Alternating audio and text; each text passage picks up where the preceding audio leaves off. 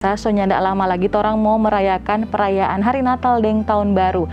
Nah, menyikapi hal ini, Gubernur Sulawesi Utara Oli Dondo Kambe mengimbau ke seluruh kepala daerah, bupati dan wali kota se-Sulawesi Utara supaya boleh menggenjot vaksinasi di daerah masing-masing.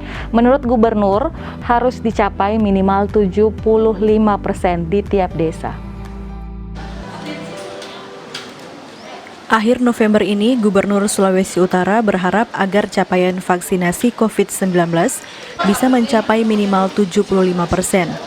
Hal ini sebagai upaya antisipasi menjelang libur Natal dan Tahun Baru agar terhindar dari gelombang ketiga COVID-19. Kepala-kepala daerah pun dianjurkan untuk lebih gencar lagi menggelar vaksinasi. Ini yang saya menganjurkan dalam rangka mengantisipasi Nataru. Kita harus vaksin semua, paling tidak 75% setiap desa. Makanya kita minta kepada kepala-kepala daerah semua untuk gencar kembali melakukan vaksin. Ya. Pak, imbauan soal perayaan kan biasa tahun Natal tahun baru kan tutup. Iya, kita lihat kalau awal akhir November ini kita tercapai vaksin 75%, ya kita akan ambil langkah-langkah. Kalau tidak tercapai, ya langkah-langkah apa?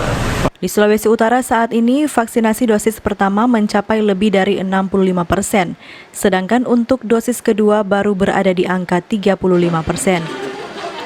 Paul Bawole melaporkan untuk Kawanua TV. Ya, supaya boleh Natal dan Tahun Baru dengan nyaman, mari orang sama-sama bervaksin pemirsa. Karena menurut Gubernur, kalau memang capaian vaksinasi tidak tercapai, untuk menghindari gelombang ketiga katanya Natal dan Tahun Baru nanti di rumah. Nggak boleh open house maupun boleh ibadah di gereja.